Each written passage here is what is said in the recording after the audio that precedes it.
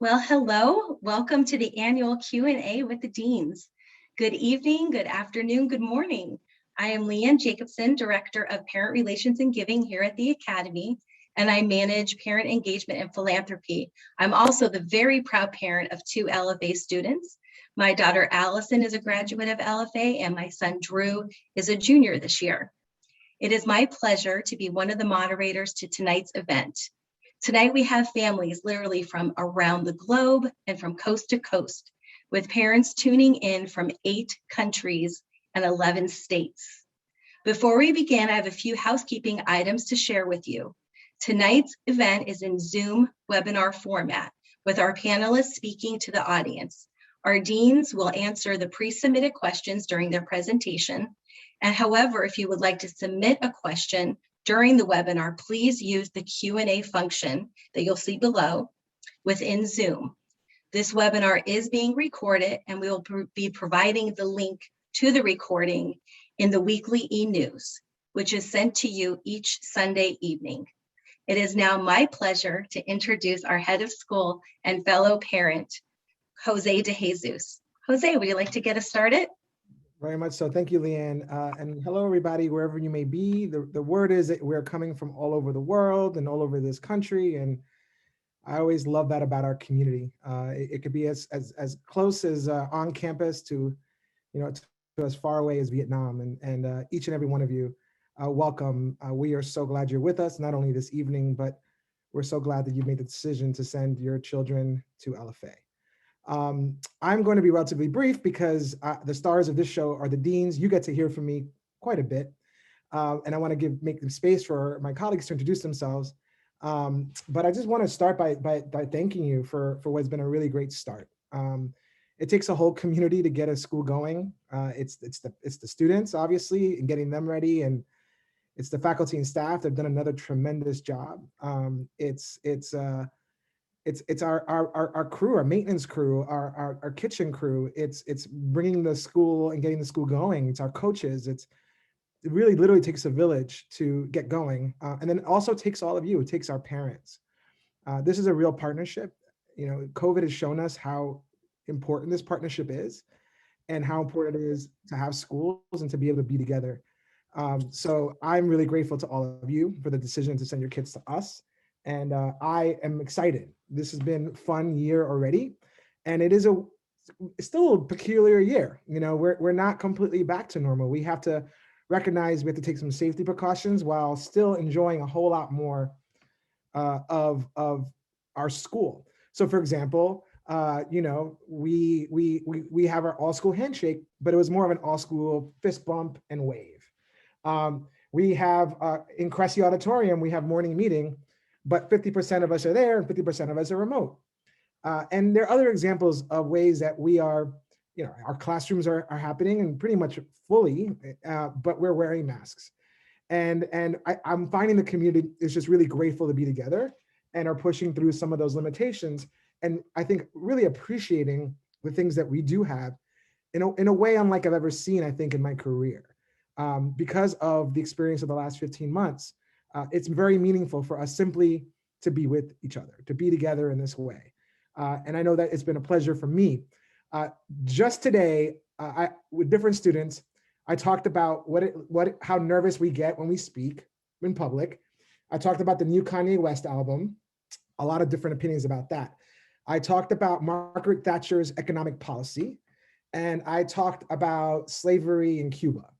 And those were different conversations with different students on one day. And that's really so much of what I love, not only about being a teacher and an educator, but about our community. You never quite know what you're going to engage in, the kind of conversation you're going to have. And what a pleasure it is to have our entire community together in this way. I also want to just to state how excited I am for our new faculty. We have quite a few new faculty that joined us this year, and I'm extraordinarily excited about them. You're going to meet 3 of our deans in a second. That I'm so excited for you to get to know some of our new deans. But we also have other, faculty that joined us. Just about half of them are coming with a PhD. Over 50% of them identify as faculty of color. And one of the things that I'm most excited about is that pretty much in every case, except for one, we won't mention who that is, we got our first choice people. We really did. We got phenomenal people that, and I honestly could have taken everyone who was second in every search and still felt really good about where we are as a school. So I'm excited to see them and all the talents and perspectives that they're bringing to the school, and we're already feeling it. And I think your children are already feeling it, and I'm thrilled. In terms of the deans, I also want to say, not just because they're here in the room with me, but I am just so excited for this team. We have a phenomenal mix of new and relatively new people. Anna's in her second year. I'm in my third year. And you'll soon meet Pat and Nancy and Diego, who are in their first year. But we also have just unbelievable returning deans that have been really the bedrocks in many ways of our community for, in some cases, 20 years in Chris Tennyson's case. And I'm just enjoying bringing this team together, seeing them in action, and you'll get to hear from them a little bit more in a sec. But I, for one, as a parent, can say I feel like my kids are in phenomenal hands with the professionals that are on this team. They are in really, really, it's just an honor to count myself amongst them. So I'm really excited for you to get to know them, and excited for the work that we're going to be able to do together. I want to just end by talking a little bit about a session we did today. One of the things that we're working on at LFA is, as part of the Head of School Equity Task Force, or HSET, is we're talking and thinking about how can we be the most inclusive school possible. And we're thinking about it around race, but we're also thinking about it more broadly as well. What can we do to make sure that this incredibly diverse school that we love, that our students feel whole and safe and seen? And this goes back to last year after the murder of George Floyd, conversations that I had with over 100 Black and African American alums who told us about how much they love the school, but about the challenges that were felt. Well, fast forward, we've been doing work all year long, and we're very proud of some of the success we've had. But most recently, actually, this morning, Lusanda Mayikana, who's here, led us, and we all gathered in small groups. And the question was really simple, and that was, what does it mean to belong? You know, and the second question is, what can we do as a community to make sure that all our students feel like they can belong? And I got to tell you, that small group, I was moved. It made my day to have professionals sit around and think, what can we do to serve our students the best way possible? Was very, very inspiring. And I've been talking to some of our colleagues today, and I think all these groups had that same kind of energy. When I think about being 14, 15 years old, if I imagined a room of my adults, of the adults who are in charge of me, sitting down and really reflecting and thinking about my well-being with that kind of intentionality, I know I would have been moved. And I know I was moved by my colleagues and inspired by them. And I'm excited for that work ahead. So there is so much going on at LFA. We are absolutely taking care to make sure to tie our CDC guidelines, to listen to our medical professionals and their advice. At the same time, we are very eager to offer the best possible program we can, the way we did last year and the way we're going to continue to. And in the end, it's really that CACSI spirit. It's what I felt in the formal gardens with our all school wave and fist bump. There's just nothing quite like our community when we're together, and you are all a part of it. And I'm looking forward to having more opportunities for you to come on campus, whenever that might be. Know that we're here for you. If you need us, please reach out. This is really a partnership. We're in this together.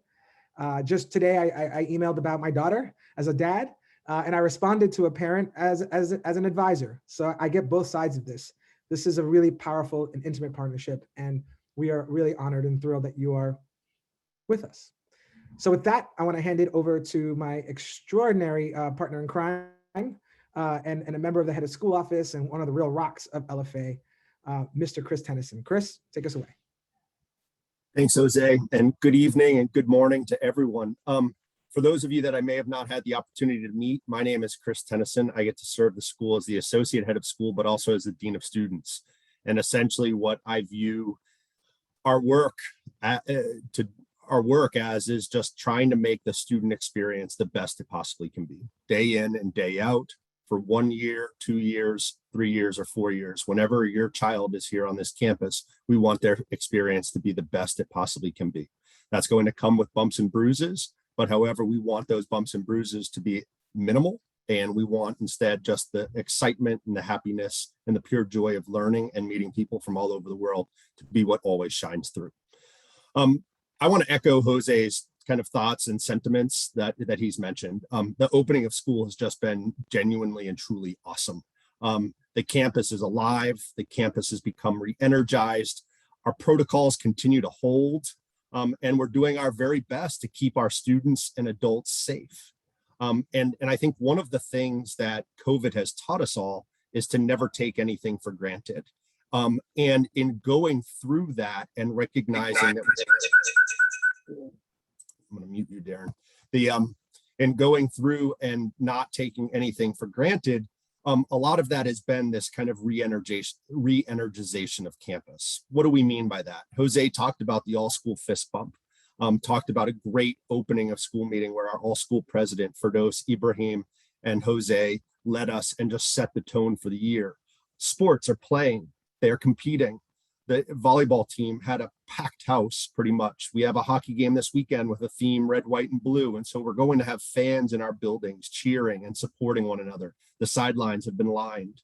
Fall Play has held their auditions, and we're going to be able to do a really unique interpretation on Alice in Wonderland. And it's going to be kind of this movable play around campus, but we've got a play off the ground. Food trucks, we've had lots of food trucks. This was a staple of our year last year, and it's been a return this year, and it's been awesome. Weekend activities, we have been able to offer a full slate of weekend activities, something that we weren't able to do last year. We rented out a movie theater so that our students could be able to watch this. We had a faculty member this past weekend drive your children or those that signed up kind of 25 minutes away for another rented out movie theater. So we're doing it safely. We're not doing it in a way that could potentially compromise the community. And then finally, this past weekend, we had a Six Flags trip. And as a result of just being able to kind of do that, it bring back that tradition. And I think over 200 students went and had just a great time being able to ride the rides, take advantage of meal plans and all of those things. So truly fantastic stuff. And I also wanted to talk a little bit about some of the questions that were submitted in advance, but I'm going to phrase this as things on the horizon. And there's really three things I want to touch on. One is the club fair. And if you've heard me talk at these events in the past or at the opening of school kind of new family receptions, I talk about this culture of participation and what the Academy is really proud of. And there's no shortage of opportunities for your son or daughter to get involved. We have over 70 clubs that have already registered. And on this Friday, during the 45-minute all-school meeting slot from 1 to 1:45, teachers and students that are club sponsors are going to line the hallways of Upper Reed, Lower Reed, Upper Corbin, Lower Corbin, and advertise their clubs, and people are going to be able to go and sign up. And in addition to clubs, we have affinity groups. We're an amazingly diverse school, and so being able to offer affinity groups is a really important thing this year as well. And so your children are going to be able to sign up for those, and they're probably going to sign up for way too many, but essentially they're going to then be able to either listen to email was being read in advisory or watch morning meetings and hear about when these clubs are meeting. And it's up to them to take that next step and walk through those doors. But there is no shortage of academic pursuits or just flat out just want to have fun pursuits or service-oriented pursuits. And so it is truly fantastic. And so please have those conversations with your child. One of the questions was, can a freshman start a club? Anyone can start a club. That's the beauty of this thing. And they already have. And the deadline isn't this Friday. And so we will see more and more clubs emerge over the course of this year. The second is progress reports. And believe it or not, we're already almost done our third cycle. And so progress reports are going to be released on September 20th. These are internal, so you won't be able to see them as parents. However, your advisor or your child's advisor will receive those and have conversations with their advisees and then email home kind of a paraphrase statement or write-up that just talks about how the year started, maybe identifying some of the bumps and bruises I alluded to earlier, but also being able to really highlight some of the great things and the successes that we're seeing. And then finally, the last thing that's been on people's mind is vacations. And what do I do if I'm an international family and then I have an international student here? What's going to happen over breaks? And for right now, I can just say I don't have an answer for you sitting here tonight or this morning, whichever time zone we're in. But what I do know is that Adam Gerber is meeting with a hosting agency next week and he's doing some work there to see if there might be possibilities over vacations for our students and families to take advantage of. And so we are working on it. We've heard you loud and clear. Joy Zoe continues to be somebody that we lean on. Adam Gerber is a tremendous asset, and so we'll continue to use him, as well as Carolyn in the admissions office. But please don't hesitate to be in touch as these questions emerge, but please know we are working on it, and we're making some progress, and we hopefully will have some options for your sons and daughters. And it's now my pleasure to kind of start to kick off the rundown of the rest of the Dean's Council. As Jose said, it truly is a great team. And so I'd like to introduce Rob Buckla, who serves as our Vice President for Advancement. Thanks so much, Chris. And good evening, good morning, good afternoon to everyone. Some of you heard me speak at the opening of school meeting, and I will not repeat all of that, but I am going to reinforce a few points I made that Sunday evening. We promote the mission of LFA through philanthropy and volunteerism, and that's the purpose of the advancement department at Lake Forest Academy. And a lot of people may not be familiar with the term advancement, and what it is that it's an umbrella for all the various different areas that you may not always think about, but are really important to the school.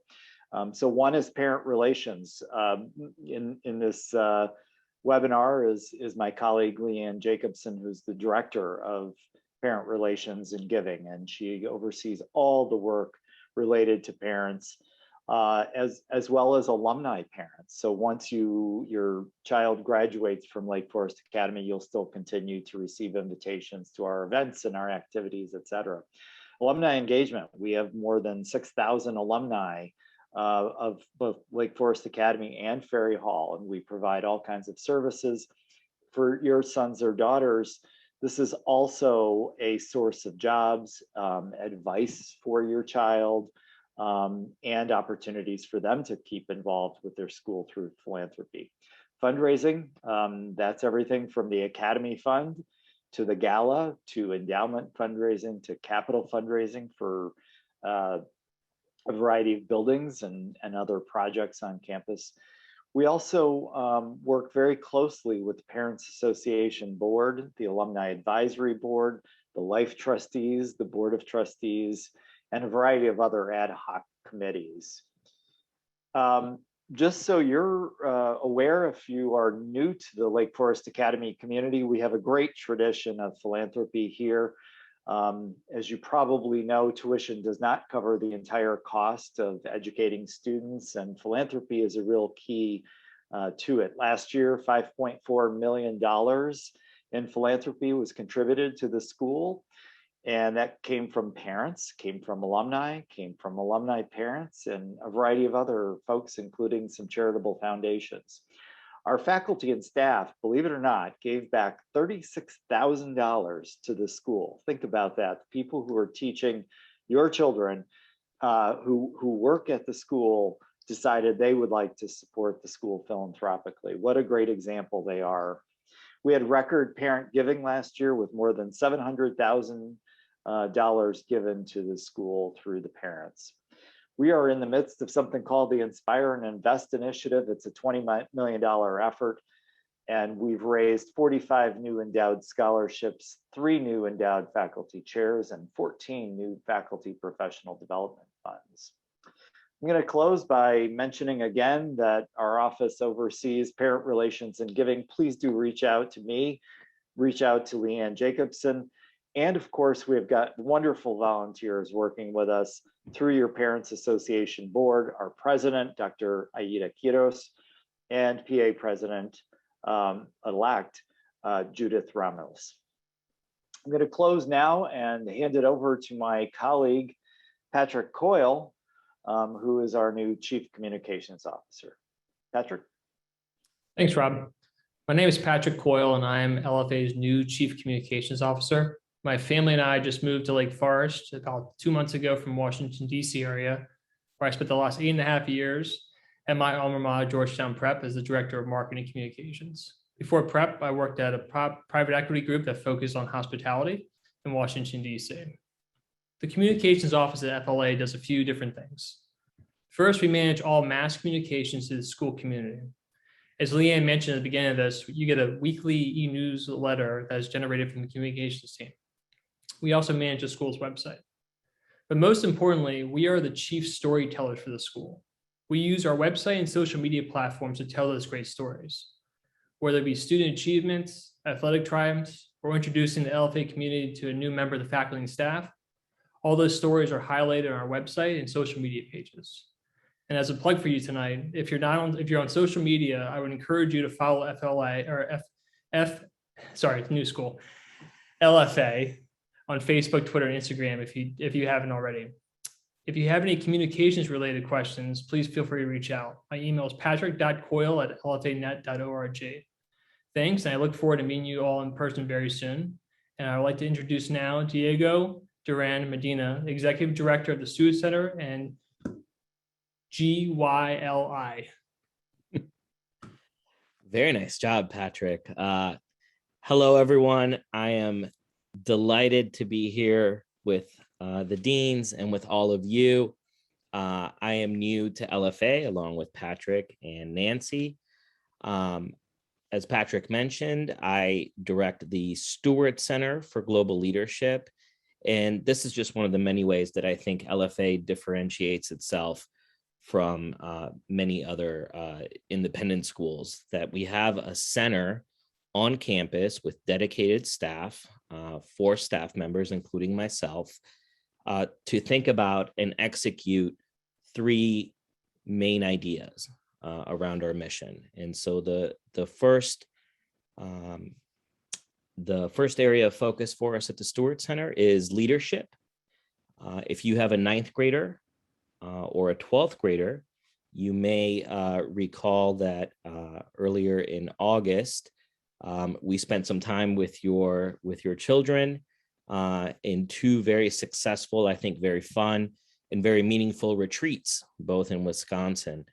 And so that is just one of the ways that we think about leadership, is bringing classes together, bringing students together from different backgrounds, different circumstances, and have them think about what it means to lead. What does it mean to follow? What does it mean to have a difficult conversation? What does it mean to lead a group, to lead oneself in a group?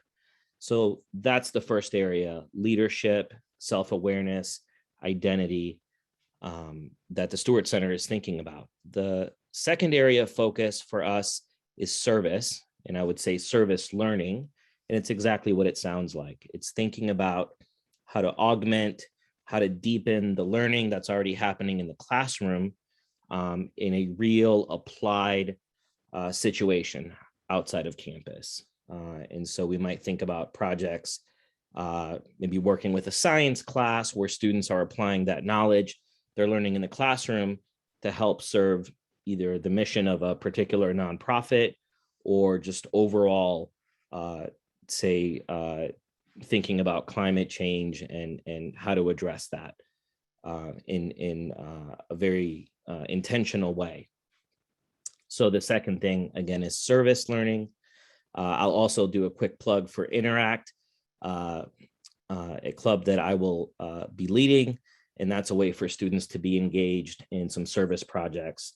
And we're happy to take freshmen on. We hope for freshmen, but really any student from any grade can join us in that work. The third thing that we're thinking about, and this is somewhat difficult to imagine, but we're working through it, is travel. And again, that's travel with a purpose, travel that is based on learning goals. They can also be fun experiences, but we really want to focus on the learning and making sure that students are understanding the context of where they're going. And again, a focus on service when appropriate. So if any of those things interest you, if you have questions, please reach out. I'm very excited to hear from parents and to work with you. And LFA has been great. I have this newfound love for orange and black. I'm slowly replacing my wardrobe with around those 2 color themes. It's difficult, but I think worthwhile. I am so honored to introduce my colleague, Ms. Carolyn Gorowski, who's our Dean of Admission and College Counselor. Thanks, Diego. And welcome to all of our new families. We're so thrilled to have you join our community this year, and welcome back to all of our returning families. I know I covered our overall admission and student body numbers at the opening weekend, but not everyone had a chance to attend that. So I wanted to just touch on who we are this year. We are a full school, which we're thrilled about, at 437 students. It's 309 returning students and 128 new families. We have 49% of our students who are boarding and 51% of our students are day students. We have 45% of our student body that identifies as female and 55% of our student body that identifies as male. And I know both Jose and Chris spoke about our incredible diversity. This year, we have students from 15 different states and 40 different countries and territories. And so about 25% of our student body is international. It's pretty incredible that we have such a spectacular community this year. Much of that thanks goes to the success last year and the commitment from our faculty and our students and our parents. And so we thank you for continuing to have your students enrolled at LFA and being part of this community. The other thing I wanted to note, Chris mentioned the club fair. The admissions office oversees the CATSI Keys, which is our student ambassador group. It's a really great way for students to get involved, and we heavily rely on students to provide tours, to welcome families for their shadow days, to sit on student panels, and just interact with our prospective families. So that's one area you can encourage your child to join. And our 9th and 10th graders are really great about just hitting the ground running and giving those tours. So nudge them in our direction about being student ambassadors. And then finally, just wanted to let everyone know that we are kind of back in full action this fall for fall events. So if you have friends who have children that are 7th or 8th graders, or you have a child who is coming up and is in middle school, we're thrilled to welcome prospective families back on campus in a safe manner for our in-person open houses. We have shadow days starting back up this year, as well as other visit opportunities. We're keeping many of our virtual programming opportunities that were successful in offering both virtual and in-person events. So thank you again for joining us tonight. And I am happy to introduce Tom Johnson, who is our Dean of Faculty. Thanks, Carolyn. As Carolyn said, I'm the Dean of Faculty. I'm in my 5th year here at LFA, and I have the best job of anyone on this call because I get to work with our colleagues all the time. And no two bones about it, they were heroes this past year and a half. They love working with our students. They love being in the classroom, being on the playing fields, being in the dorms, and that has made a really amazing experience despite the pandemic. So I live on campus with my wife and daughter. I teach World History 2, which is primarily a sophomore class, and I coach swimming in the winter. And I work with our faculty, so things like hiring and retention, professional development, evaluation, working closely with our department chairs. Nancy and I work very closely together with that group. Faculty workload, and we really believe in the triple threat here at LFA. So our faculty are in the classroom, they're coaching, they're in the dorms, they're advising, and that's really an important part of the experience because our students get to see them in all of those different areas. I also, Diego didn't mention this, but we are co-advisors to the best advisory on campus. We have 8 amazing sophomores. A couple of the parents are on this call right now. We have the best parents as well.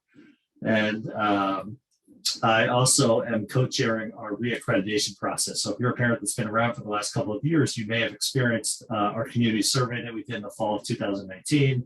And then last year, we spent the year doing a self-study, which is being compiled right now. We'll have a visiting team come to campus this coming spring. And that accreditation process will actually feed into our next strategic planning cycle, which is really important for the school in terms of our direction moving forward. So I think that I will stop there, and I'll introduce my colleague, Anna Kliner, the Director of Health Services. Hi, good evening. My name is Anna Kliner, and I am in my 2nd year at LFA. I am a practicing family nurse practitioner by training, and now I'm part of this school. At LFA, and the Director of Health Services. So my role, in addition to my current very intensive focus on and subsequent emails about all things COVID, I oversee our health services team. I'm lucky enough to touch all constituencies on campus: faculty, staff, students, parents, alumni. I'm also a member of the Health, Wellness, and Community Academic Department, and I serve as an advisor, a co-advisor with Darrin Madeley. So we provide physical healthcare and primary prevention for our community and for students as needed. There are 6 fantastic nurses who provide that care, and 2 licensed therapists. Jennifer Madeley, who you may know, and Raleigh Dahlia, who joined us this year and who I hope you all have the opportunity to meet. Just briefly, our goal as a department is to holistically provide the best possible scaffolding for our students as they grow into the kind of empathic and able young adults we're all hoping that they are, and as well as to give them some armor to increase the awareness of common health issues for the whole community. We try to support their optimal physical, social, and emotional development to supplement their intellectual explosion while they're at LFA. We also focus on providing equitable access for students and for our larger LFA community. Our team is really, really good at having caring providers who combine their interpersonal connection with evidence-based medical and therapy tenets and practices by emphasizing physical and emotional safety, fostering caring relationships, resilience building, trauma-informed, healing-centered approach, and harm reduction. We try to meet your kids where they are and attune to their unique needs.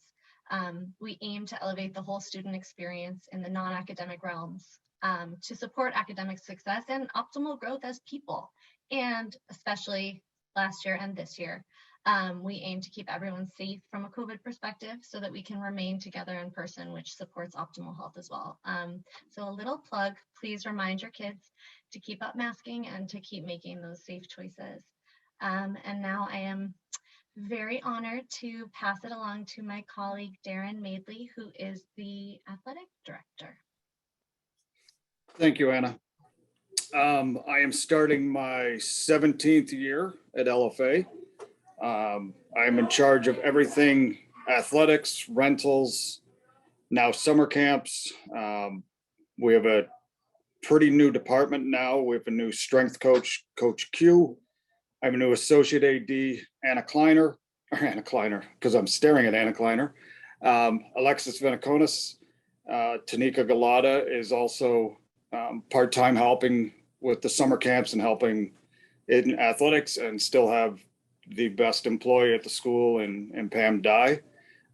Very fortunate here that my wife is the head counselor at the school, and my son, who's a graduate, is a dorm head at Warner, an English teacher, and my daughter also graduated from here. So it is definitely our home. Our job is just to basically make sure the kids have the best possible experience that they can have in a high school with 430 kids. We get to know every one of them pretty well, and it's an incredible experience. So you can hear the field hockey team right now as they just got back, and the swimming team is coming in as well. So it's about to get very, very loud out here. But it's been a great start. We just had an amazing cross country meet where our boys team took first place. And Jake Powers ended up winning the race, and Noah Cedergren came in third. So just an amazing event where we got to see people at the course again, and spectators. And as Tenny said, the volleyball match was loud and helped us sweep Francis Parker. So really, yeah, sorry, Anna. It's an amazing feeling after the way last year went. We were still able to get athletics in, but everything is now starting to feel like it should in a high school like this. So now I'm going to introduce Lusanda Mayikana. Thanks, Darrin.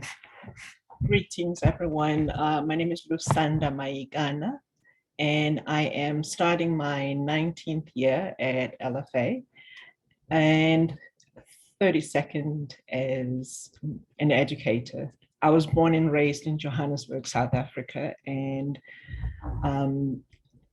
now live in Lake Bluff, just about 10 minutes drive from campus. And in the Office of Pluralism and Multicultural Affairs, I work with a lot of different departments. And also, I also work with students. I'm going to explain the student part as well. With the adults, I work to make sure that we are able to create an environment that is as inclusive as possible. As Jose mentioned earlier on with the PLCs this morning, that conversation again is it is very energizing to all of us as we look for ways to make sure that the students are at the center of this experience, and we want to create a home for them where they feel that belonging, where they experience belonging, that everyone has a place within the community, and looking for ways that we can allow each student or find a way for each student to find a niche for themselves within the community. And working with students, I work with the multicultural prefects. We have 3 multicultural prefects this year, and the work that they have done in just a couple of weeks is incredible, because again, they are the pulse. They have their finger on the pulse of the students, because they come back and let us know what we can do to meet the needs of the students, and also to start planning what works with students.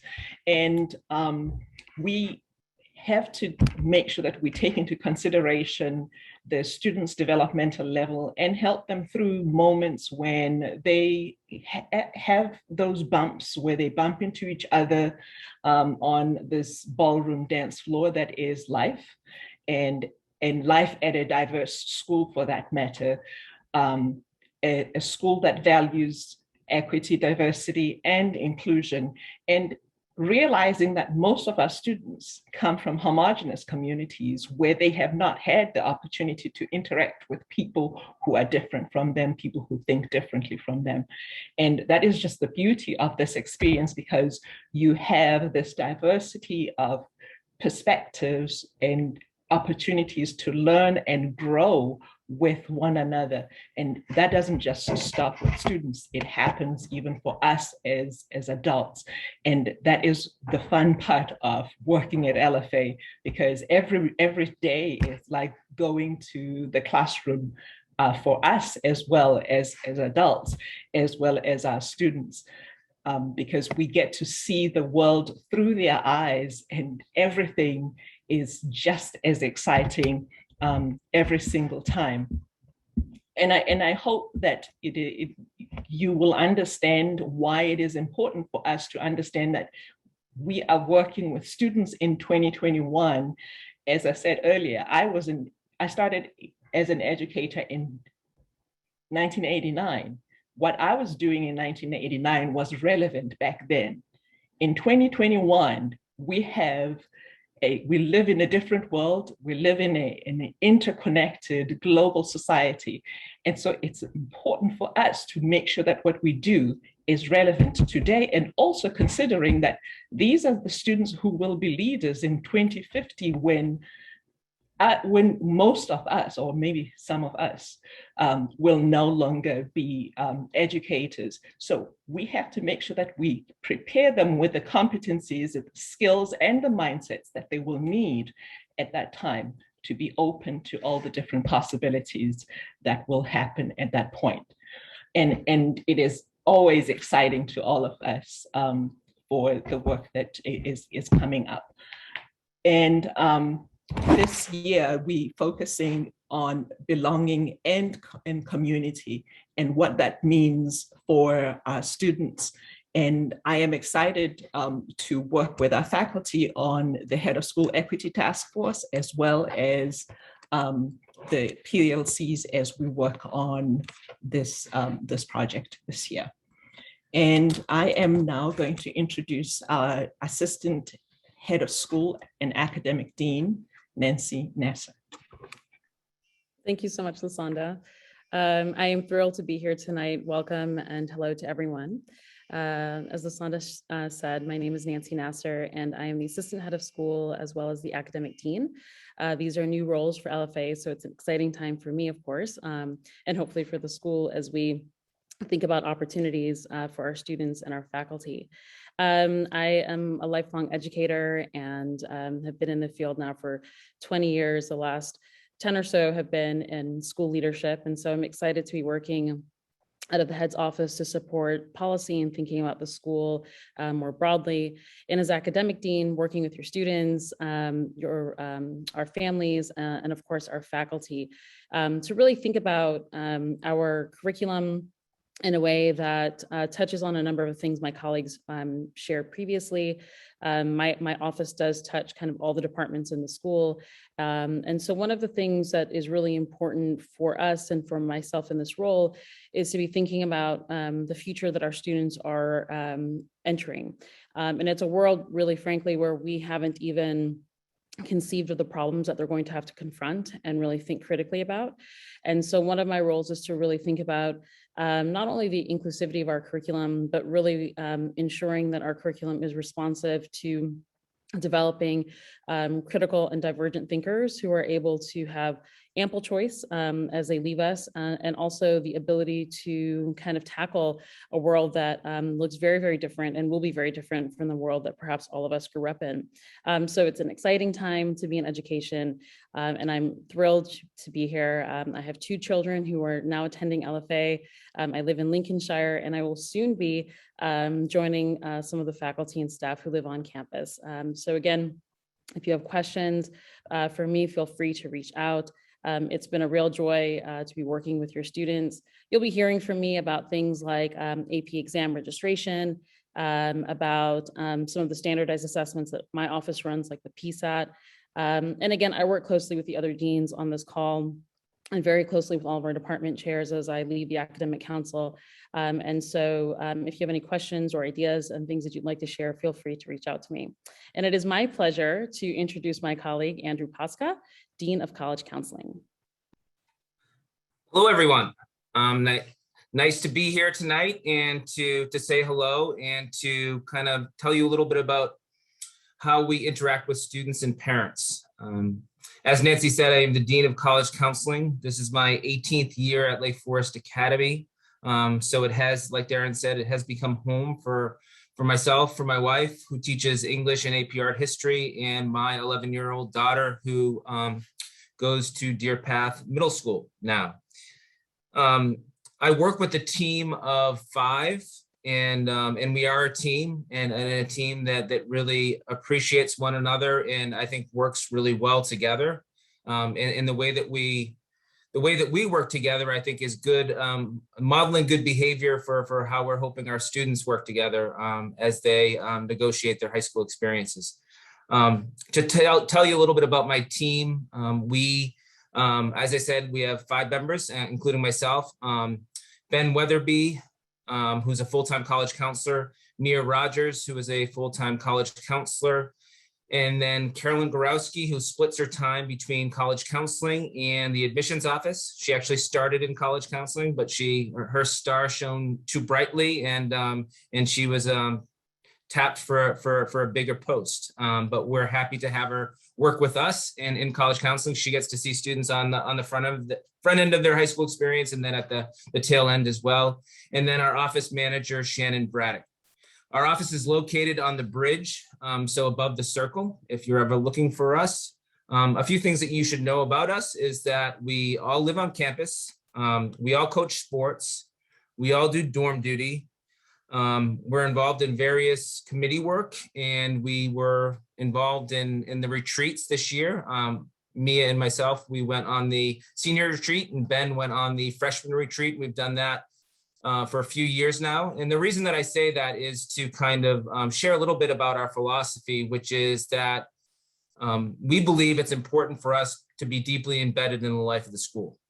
Because if that's where we're at, then we're going to see students in the big moments and in the small moments that characterize their journey through high school. And so that allows us to be more of a friendly face and someone that is willing to listen when the students are assigned a college counselor in the fall of their junior year. And so, you know, one of the nice things that I've heard pretty recently is a parent that had a senior that graduated last year and moved on to college, and they sent me a nice little note that said the thing that they most appreciated about the work that I did with their child was that I took the time to get to know her. So the first 3 meetings had nothing to do with college counseling. It was just how has high school gone? You know, me kind of holding up a mirror and the students sharing with me, you know, the highs and lows, and getting to know the students, then we can obviously better recommend colleges and hopefully help them. And I do say help them, and because they're doing it, identify a good college match with the understanding that college is just one more step along the way, and hopefully for all of them, there's many years of their life to live, and that they'll go on to bigger and brighter things, because we really believe in the college prep mission of the school, college prep over college placement. So that's kind of what we do. And next up, I have the good pleasure of introducing a no-nonsense guy who's not witty at all. He's our CFO. His name is Mike Reidy. Thanks, Andrew. I was expecting something a little punchier, but we'll go with that. Yes, the CFO office. Well, first of all, I've been here. This is my 8th year, and I do not live on campus. I live in Lake Bluff, right near Lusanda, a couple minutes further away. So the CFO office, we handle all sorts of stuff, all the periphery, or not all the periphery, most of the periphery. The accounting and finance, human resources, IT, security, purchasing, the building and grounds maintenance, and the food service operations. So, I welcome, input, suggestions in any of those areas. I won't necessarily be able to follow your suggestions, but we'll at least listen to them and consider them. And despite the fact that there are 7 things there, I'm going to go out on a limb and say this will be the 8th year in a row that you guys have precisely 0 questions for me. Leanne, can we find out if I'm right?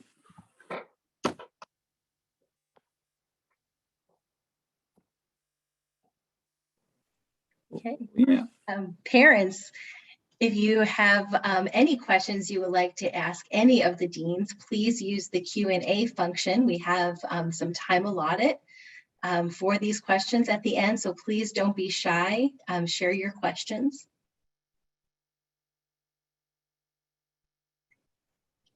Special bonus if you come up with a question for Mike. Thank you. Yeah, that was a challenge.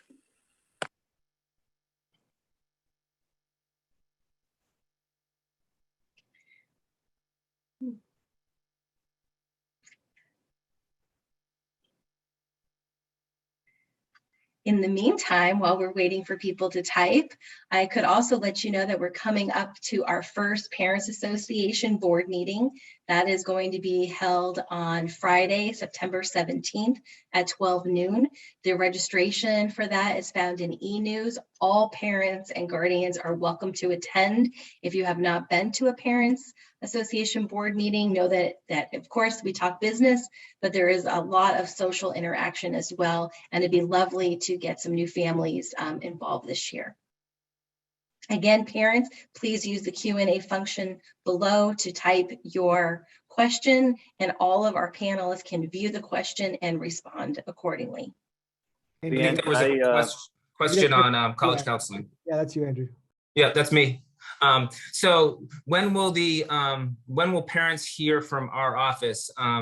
Parents have heard from our office already, senior parents. We hosted a program during the opening of school weekend, and the video has been sent a couple different times in parent e-news. So that's one way, and that was more of a of a one size fits all kind of meeting, which is not how our office really kind of operates. We want parents to work individually with the counselor that has been assigned to their son or daughter, with the caveat being that if they have additional questions, they can always point them in my direction. We want to be really transparent about how we work with students. We want to be really transparent about the landscape that their children are facing, the college landscape. And so in terms of, that's how we're kind of going to be communicating with parents, probably individually more than in a one size fits all manner. How we are communicating with your children is that we meet with them once a cycle. So every college, every senior has a college counselor. And the expectation is that they will meet with that college counselor once every 7 academic days. So once a cycle. And those are 45-minute meetings. And so pretty fruitful. Right now, a lot of the work that we're doing surrounds Google Docs and taking a long, hard look at a lot of college essay writing. So that's what we're up to.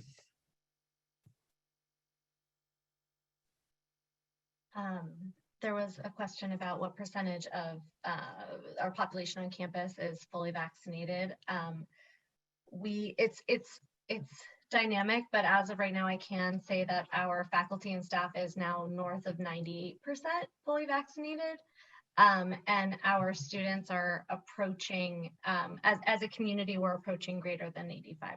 We aren't there yet because people are still in the process of being vaccinated, and we're hopeful that more people will continue to be vaccinated. But that is where we are roughly right now. Again, it's extremely dynamic because more people are getting their first doses every day, and that's where we are. But we're doing very well, so we're pleased with that. So I'll answer the ACT SAT question. Typically, our students will take the ACT or SAT in their junior year. Some that are feeling really well prepped and poised to have some success on the test will take it in the fall of their junior year, but most will take the one of the tests in the winter or spring. And we can and we do have a kind of a practice test that students can take in the spring. Sophomores will take in the spring to see which tests might be better for them. The ACT and the SAT are different kinds of tests. They're more alike than they're not now, just because both companies have competed for market share for a long time. So they're more similar than they are different now, but that's a whole other conversation. For tonight's kind of info gathering, I would say that our juniors test, a lot of our students will prep. We do offer test prep services on campus, and we do are really comfortable giving recommendations on vendors that our students have used in the past if you have questions. Nope.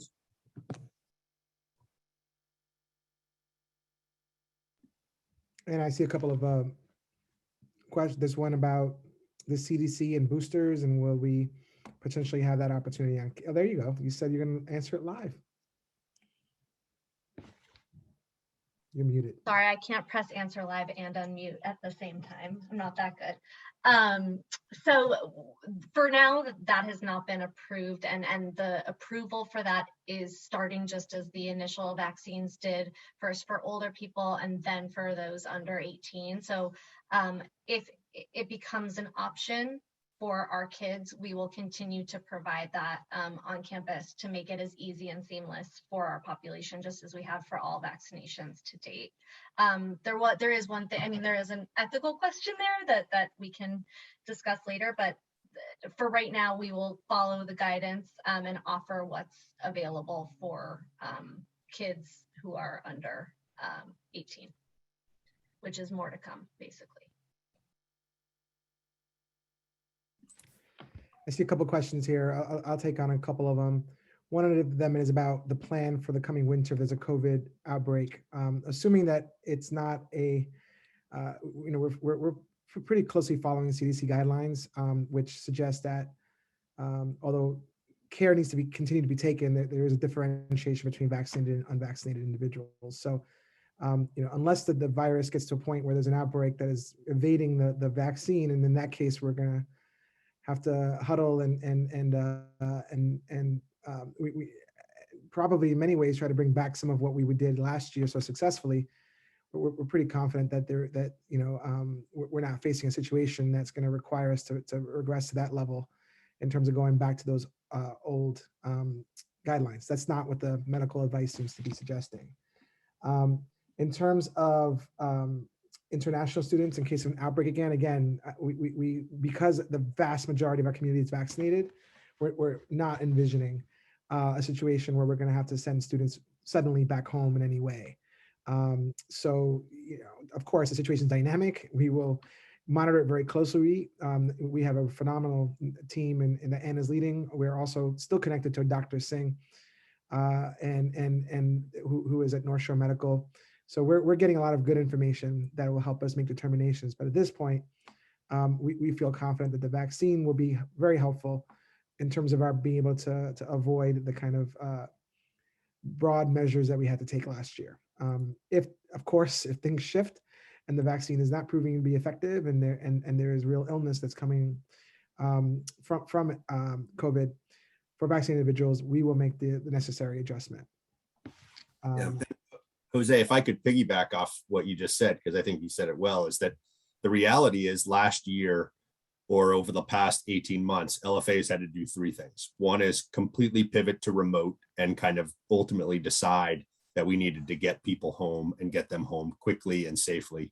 We had an adaptive pause because the state of Illinois offered us guidance and asked us to do that. And we kept everyone on campus, although that was a border, and just kind of instructed remotely. And then we also had planned remote periods. And I think all three we executed at a high level, I think, and we learned a lot along that way. And so I think if for any reason, any of those situations ever presented themselves again, I feel pretty confident. And I think everyone on this call, as panelists, but also as audience members, should feel confident that we can do that. It's obviously, as Jose said, what we want to avoid. And so there was a question, when do masks come off? The answer is, right now, Illinois guidance says that they don't come off. And so we're going to adhere to that. But most importantly, we want to do everything that we can to make sure that we are putting every step forward that's going to allow us to remain in person. As that's the emphasis for everything, we are going to continue to push that. And we have to remind ourselves of that. Anna and I were having this conversation today. We live in a world now where people are a lot less scared of this, but the reality of it is it's around us and it's more transmissible, and we have to be as vigilant. And so we're going to continue to do that on campus, because as Jose began this conversation just by talking about how awesome the opening was, that's what we want the closing to be just as awesome. and so that's our goal, is to be able to have a move up day and graduation ceremony that is his first legitimate one all the way through. And it would be awesome to be able to do that. And that's our goal as a school. Well, Deans, we answered all the questions in the Q&A, and it's actually right on time for us to be closing the webinar. If you think of anything beyond this, feel free to email me directly, leanne.jacobson@lfanet.org, and I could pass those questions on to the appropriate dean. Thank you, parents, for joining us. We hope you have a wonderful evening or a wonderful day, and we look forward to seeing you at the next event. Bye.